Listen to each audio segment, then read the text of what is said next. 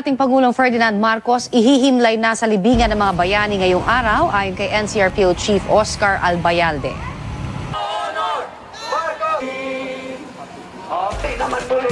Mga anti-Marcos may ikinakasa namang protesta ngayong araw. Umano'y drug lord na si Kerwin Espinosa bantay sarado sa Camp Crame matapos dumating sa bansa. Kerwin may pangako sa Pangulo. Presidente Duterte dumating na sa Peru para sa APEC Summit. Opisyal naman ng Bureau of Customs tinambangan sa gitna ng traffic sa Espanya Boulevard sa Maynila. Bagong low pressure area binabantayan sa loob ng Philippine Area of Responsibility. Lagay ng panahon ngayong weekend, alamin. At sa Florida sa Amerika, sanggol na nahulog nasa loob ng kanyang kapatid.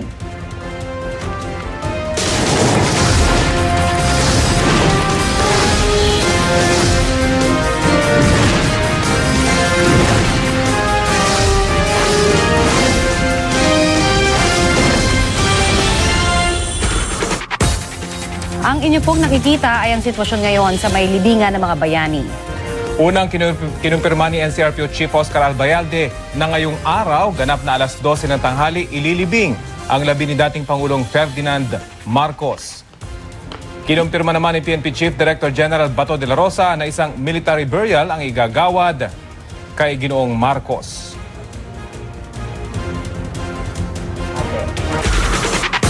Magandang tanghali po. Oras na para sa maiinit na balita.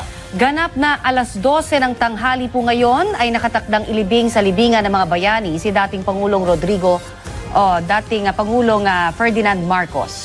Matatanda ang nagbaba ng pinal na desisyon ng Korte Suprema na wala ng hadlang para ilibing si Marcos sa libingan ng mga bayani.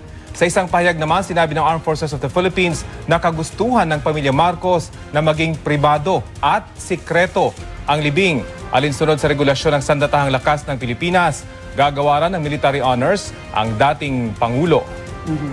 Naabisuhan na raw ang lahat kahapon at may kinalaman at partisipasyon dito. Mabibigyan rin daw ng pahayag ang pamilya Marcos matapos naman ang seremonya sa lugar na iaanunsyo ng pamilya. Samantala, seguridad para sa kanya at kanyang pamilya naman ang hiling ng nagbabalik bansang umano'y drug lord na si Kerwin Espinosa. Kapalit nito ang pagsisiwalat niya ng mga taong nakinabang umano sa kalakaran ng iligal na droga. Balitang hatid ni Emil Sumangil.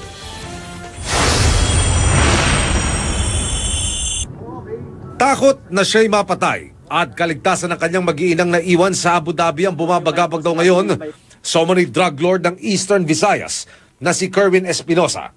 Sa kalagitnaan ng flight pabalik ng Pilipinas kanina, nakapanayam namin si Kerwin at hiling niya sa pamahalaan mabigyan silang pamilya ng seguridad kapalit ng pagsiwalat niya sa mga personalidad na nakinabang sa illegal drug trade. Tulungan din nila yung yung pamilya ko na mas safety din sila.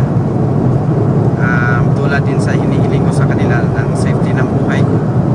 Kasi itong mga sisiwalat ng mga tao ay may mga din ko. May kakayahan din gumawa ng krimen. Inamin ni Kerwin, luminya siya noon sa illegal drug trade pero maliraw na tawagin siyang drug lord dahil maliitan lamang ang mga drug transaction niya. Hindi dinetalya ni Kerwin kung sino-sino ang mga personalidad na ito. Maingat din siya sa pagsagot sa mga tanong tungkol sa mga inisyo niyang tseke sa mga opisyal ng pulis at gobyerno at kung ano ang kanyang komento sa naglitawang mga larawang katabi niya si Senador Laila de Lima at ano ang kaugnayan niya rito. Sa pagbaba niya sa aeroplano, pinagsuot ng bulletproof vest si Kerwin. Si PNP Chief Bato de la Rosa sumundo sa kanya sa loob ng aeroplano.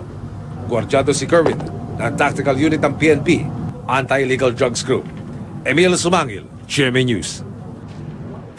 At para po sa iba pang detalye, kaugnay pa rin ang gaganaping paglilibing kay dating Pangulong Marcos, may ulat on the spot si Tina Panganiban Perez. Tina?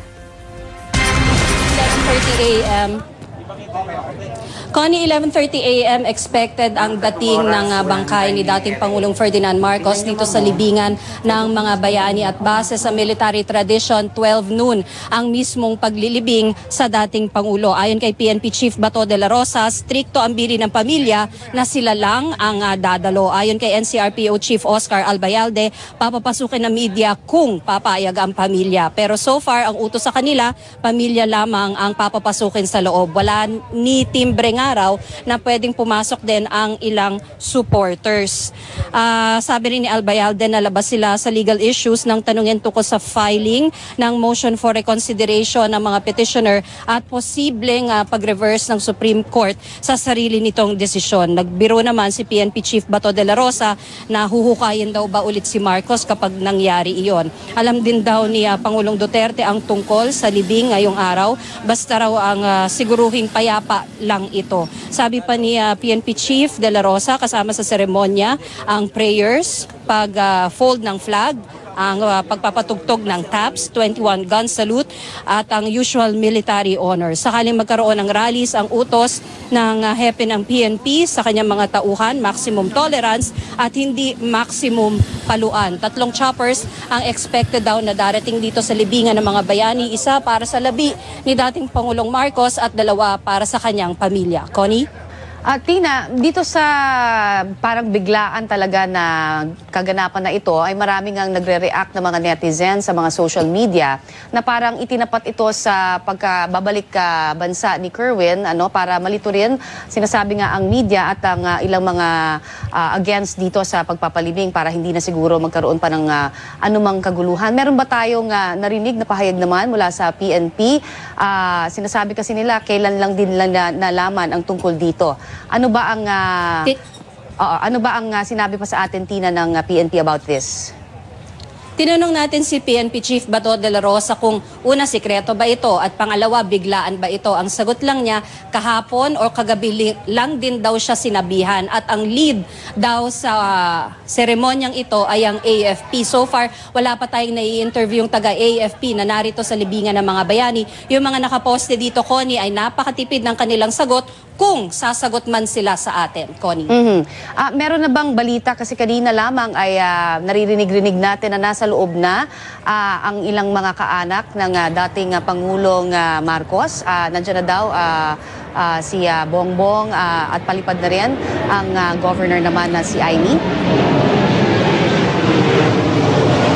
Sorry, nakatch ko lang yung unang bahagi nung tanong mo, Connie, kung nandito na ba yung ibang family members. Tayo mismo hindi natin nakita yon dahil nandun tayo sa advanced command post ng PNP na hindi tanaw yung gate.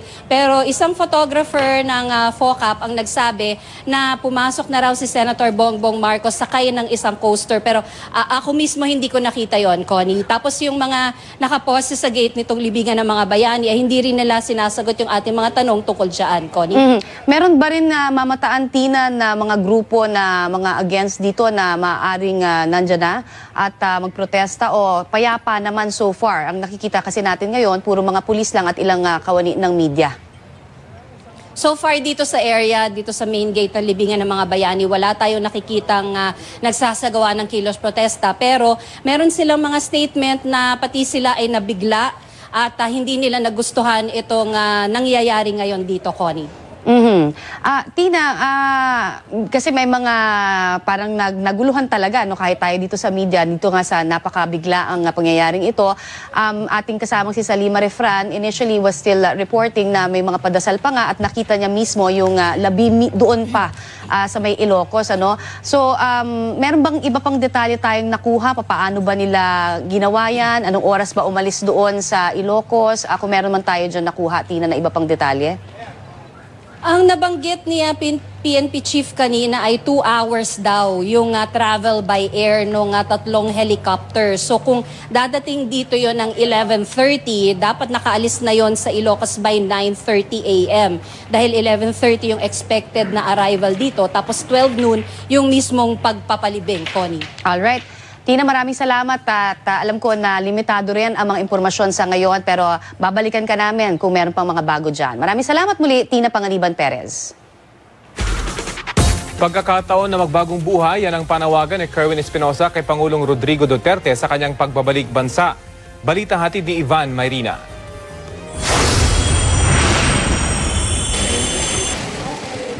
Isang notorious sa drug lord sa Eastern Visayas na may pananagutan sa batas, si Kerwin Espinosa. Pero maliban dito, isang mahalagang saksi raw si Espinosa sa kampanya ng administrasyon kontra droga.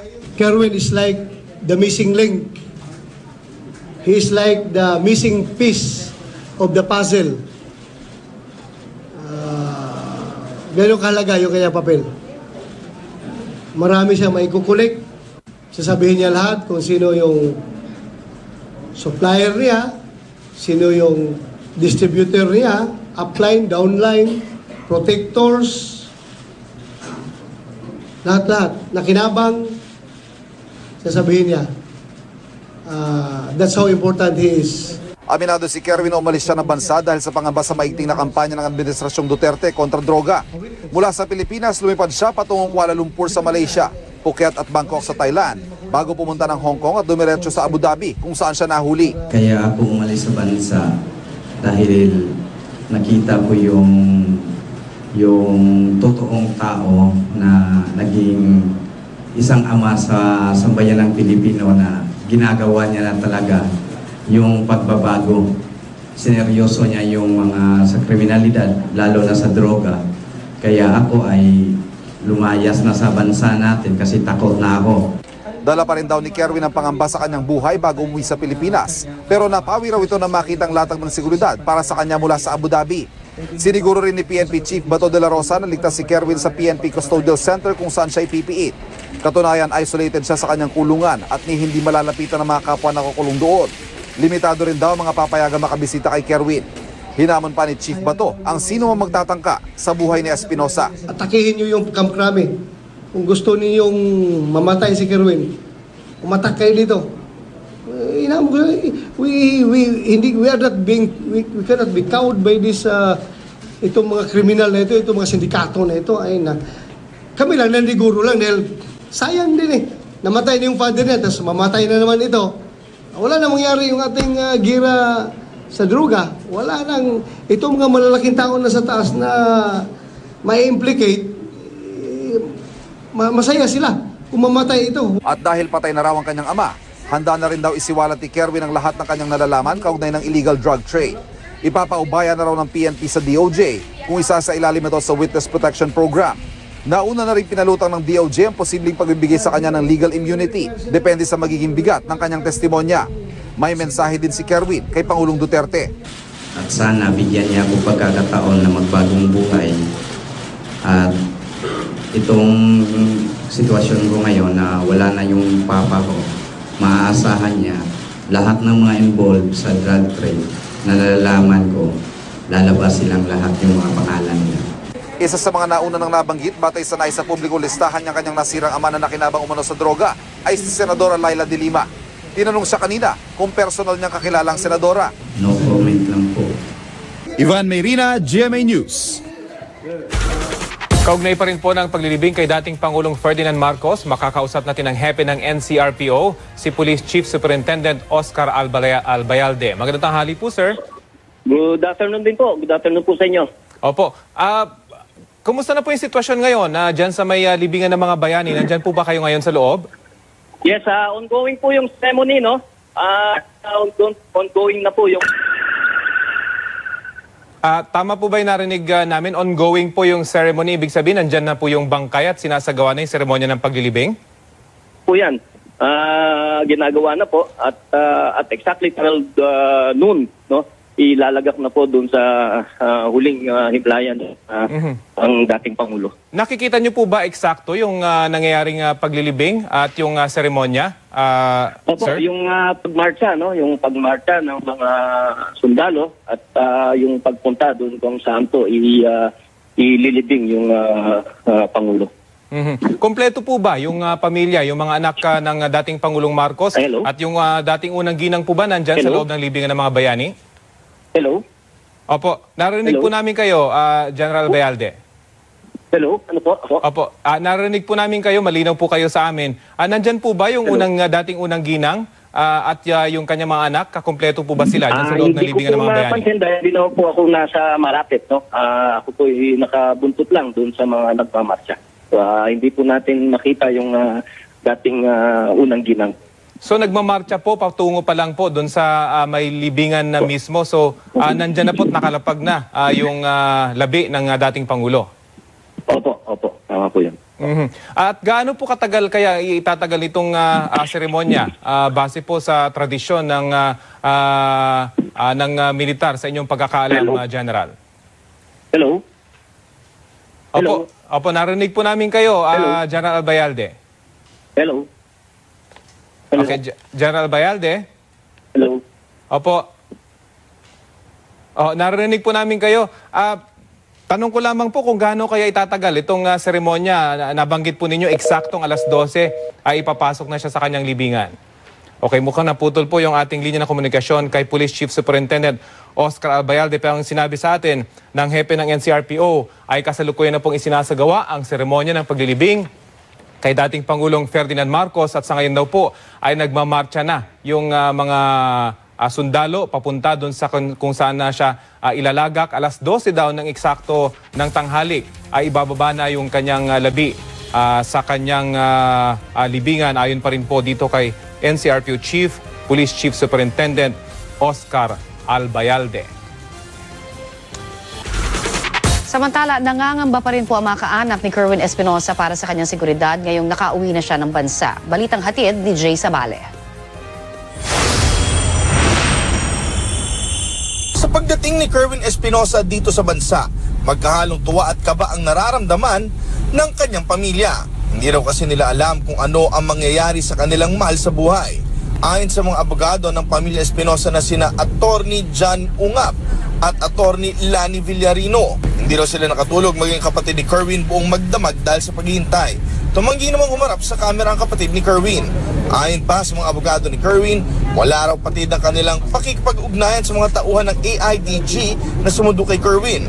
Gusto nila makita ang pagdadala kay Kerwin sa opisina ni Chief PNP. Ang mahalaga raw ngayon ay nasa bansa na si Kerwin para harapin ang mga kaso laban sa kanya. Ang pinaka-inaalala raw nila ngayon ay ang seguridad ni Kerwin. Ang iba raw plano tungkol sa kaso ay saka na raw nila asikasuhin.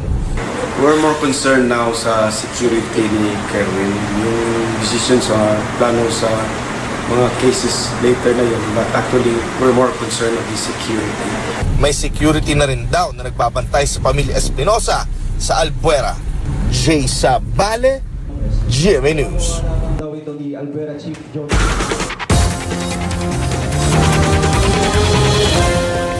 Agosto ng pangalanan ni Pangulong Duterte si Kerwin Espinosa na isa sa mga sangkot sa droga. Makalipas ang 2 buwan na aresto si Kerwin sa Abu Dhabi sa UAE. Balita hatid ni Howie Severino.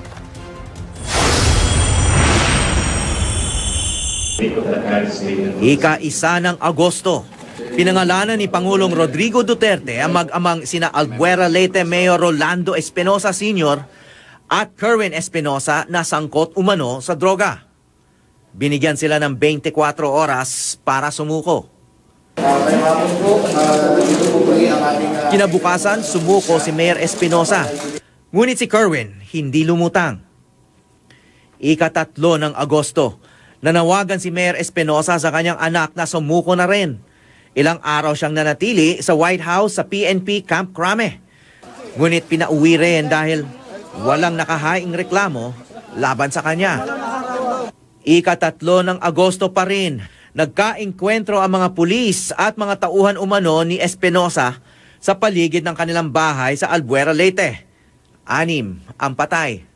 Ika-4 ng Agosto, napatay sa Cebu sa buy-bust operation ang kanang kamay umano ni Kerwin na si Julito Prac. Noong araw ding yon, hinabla sa korte ang mga Espinosa kaugnay sa illegal na droga at illegal na mga baril.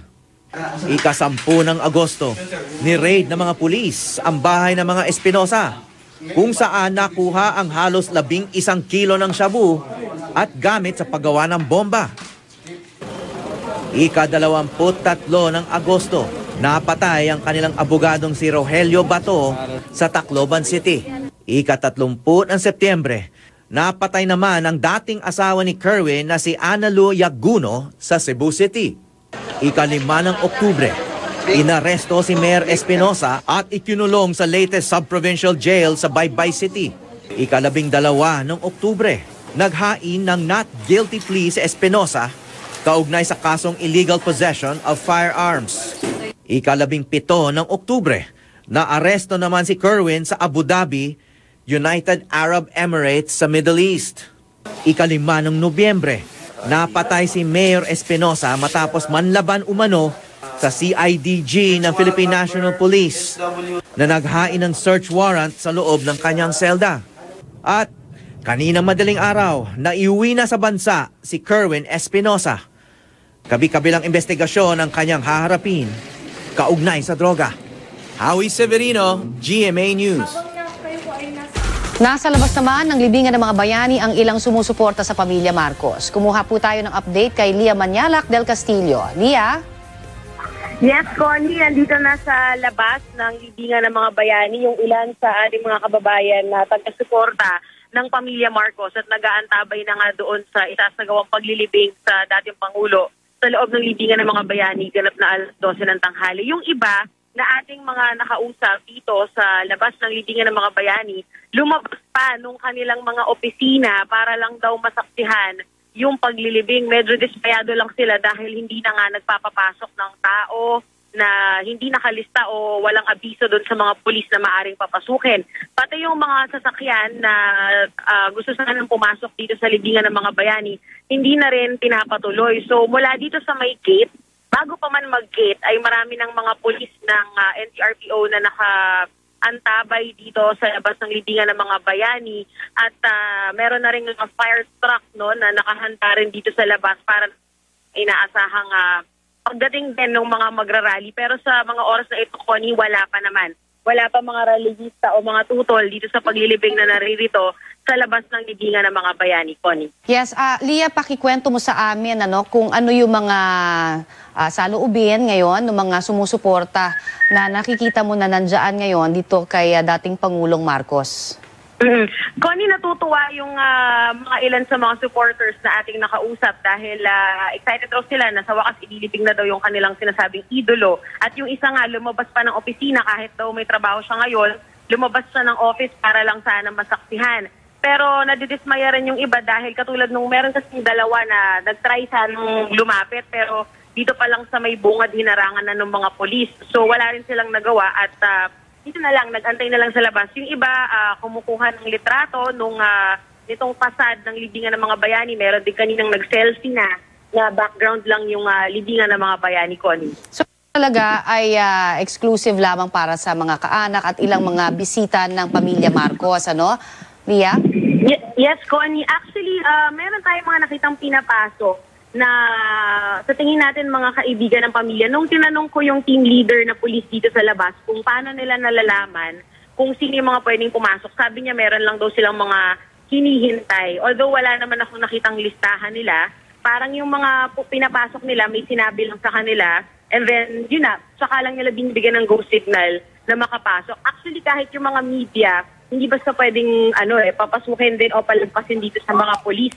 So, may papakita ka munang ID, mag-clearance ka muna dito sa team leader bago ka makadiretso hanggang dun sa may gate lang, Connie. Talagang napakahigpit. Alam mo, 5 minutes na lamang, or less than 5 minutes or ang nakikita natin na magto-12 o'clock na. Yan ang sinasabing ang oras ng paglibing naman kay dating Pangulong Marcos. Meron ba tayong nakikitang any sign at all na nagaganap na sa loob or wala talaga kayong access, Lia? Connie, ako from my possession, wala ako nakikita dahil nasa labas talaga yung mga media ng libingan ng mga bayani.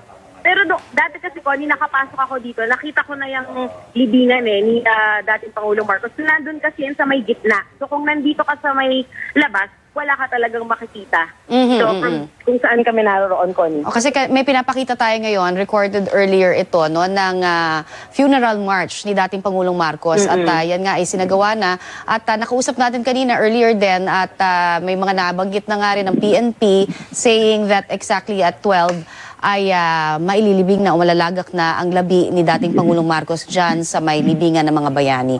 Leah, anything else that you can share with us? Halimbawa, yung mga pulis ba, ilan ba, gaano karami ba? Nabanggit mo na doon, hindi lamang sa gate, no? Kundi mismo nga doon sa may kalye, may mga nakaantabay na just in case ba may mga pumunta mga anti-Marcos dyan? Yan ba yung dahilan dyan? Oo. Actually, Connie, kahit pro-Marcos, binabantayan din ng mga polis. Kasi sinasabi nila, hindi raw pwede magpapasok na rin ng supporters dahil maliit lang daw yung espasyo, baka raw sumikip. So, mula dito sa kalsada, marami na yung mga polis eh. More than 50 na to. Marami na sila. Meron ding nasa gilid ng mismong libingan. Tapos meron din yung nandun sa may bungad, malapit sa gate. Meron na ring mga polis doon, meron ding fire truck, tapos kanina may dumating pa na isa pa ulit truck ng mga polis. Pumwesto naman sa ibang area, Connie. Alright, so napakahigpit talaga ng seguridad dyan ngayon sa may libingan ng mga bayani. Maraming salamat sa yung update na yan sa amin, Leah Manyalak del Castillo. Samantala, huwag pong bibiti o magpapatuloy pa rin ang mga maiinit na balita sa pagbabalik ng Balitang Hali.